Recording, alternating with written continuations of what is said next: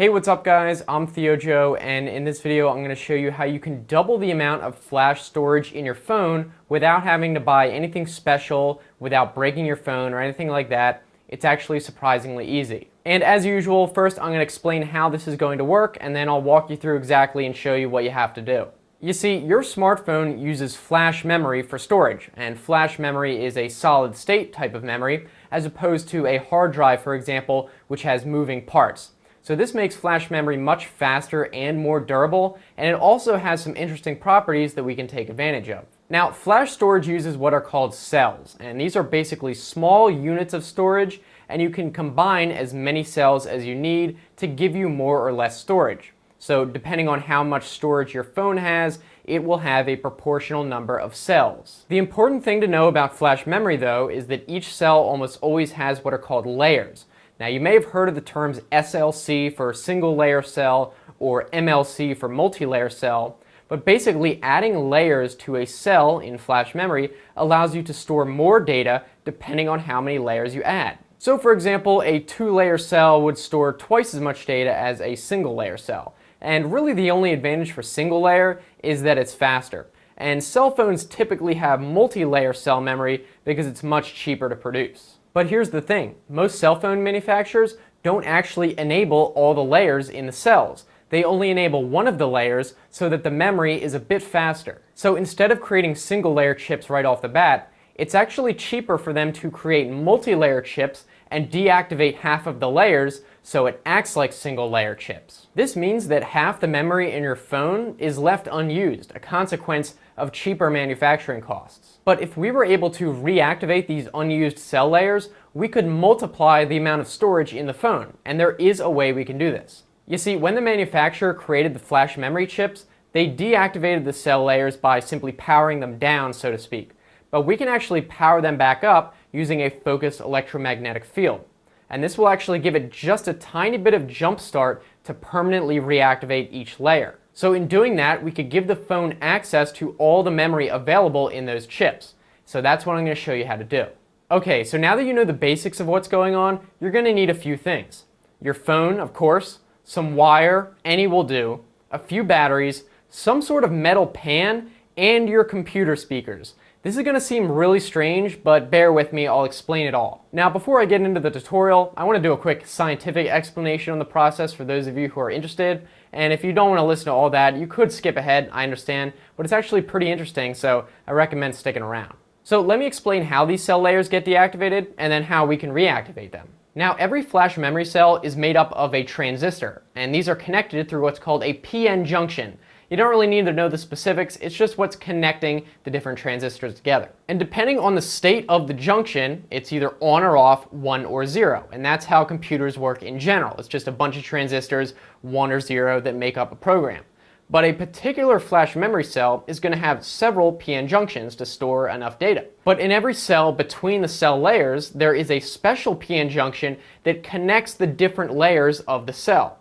And if we set that junction to 0 or off, that layer in the cell becomes inaccessible, and it's like it's not there at all. Now, the state of the junction, whether it's on or off, is just determined by its energy level. Above a certain threshold, called the knee voltage, it switches on or off. So if we're able to just temporarily get the knee voltage above the threshold, it will permanently activate the extra layers connected to it. So that's what we're going to do. We're going to add extra energy into the PN junction using electromagnetic induction and physical vibrational energy to jumpstart that PN junction switch open and reactivate those layers. Now, enough talk. I'm sure you guys are eager to get started, so let's head over and I'll show you exactly what you have to do. Alright, so now let's get started. The first thing you need to do is turn off your phone, but before we do that, I want to show you what we're working with. If it focuses, you can see that we have 32 gigabytes of memory free here, and it's only about 17 gigabytes used, so I'm almost halfway through, so hopefully we'll be able to double that to about 64 if this works. So then you can go ahead and turn off your phone. So the next thing we need to do is create an induction coil around the phone. So what you want to do is take these two batteries and then also get the wire and put the batteries close to the phone, probably behind it, and then we're just going to wrap the wire, I'm just using an Ethernet cable, around the phone and secure the batteries to the phone as best you can. So it might be kind of picky, but we got them centered pretty good. And just wrap that around enough until it's really secure. And they're not going to go anywhere. It's working pretty good.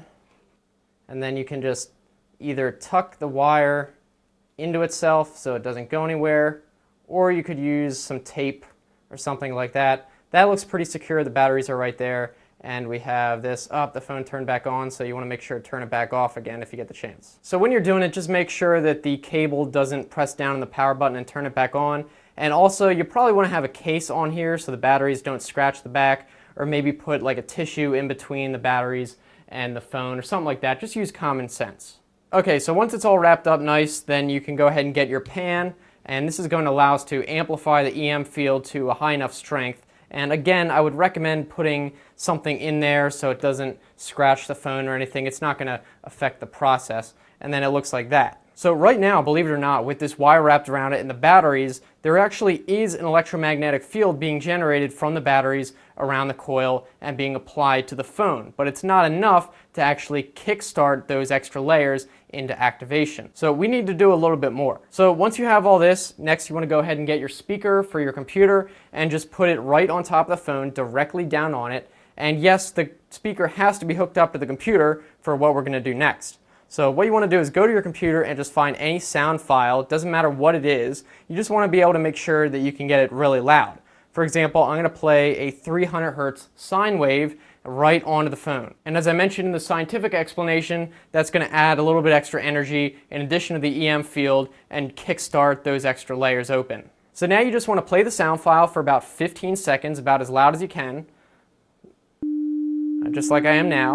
And if you have to, you can let it go for about 30 seconds, but 15 should be enough. So then, of course, you can take the speaker off and then just let the phone sit like that for maybe about 5 minutes, just a little while. And this is just to make sure that all the cell layers have a chance to activate after you energize them. And now we can go ahead and unravel this and see if it worked. Start to turn back on again, but that's okay at this point.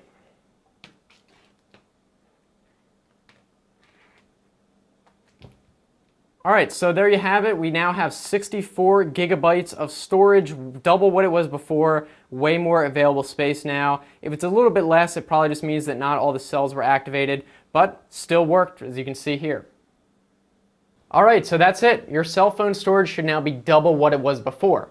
And if it didn't quite double, if it's a little bit less, it could mean you just need to let it go a little bit longer, or it could also mean that some of the layers just aren't going to be activated. And this should also work on any type of cell phone, iPhone, or Android. They all use the same type of memory. And it's actually possible that it will more than double the storage if there are more than 2 extra layers in the phone storage. So I hope this worked for you guys. If it did, let us know down in the comment section how well it worked. If you got double or even more possibly, love to hear that. Also, if you enjoyed this video, be sure to give it a thumbs up so I know you liked it. If you guys want to keep watching, I've got some other videos on the right hand side. You can just click those or look in the description for the same link like if you're on a phone. And if you want to subscribe, I make new videos Monday, Wednesday, Friday, so I think it should be worth it. Looking forward to hearing from you guys, so thanks for watching. I'll see you next time. Have a good one.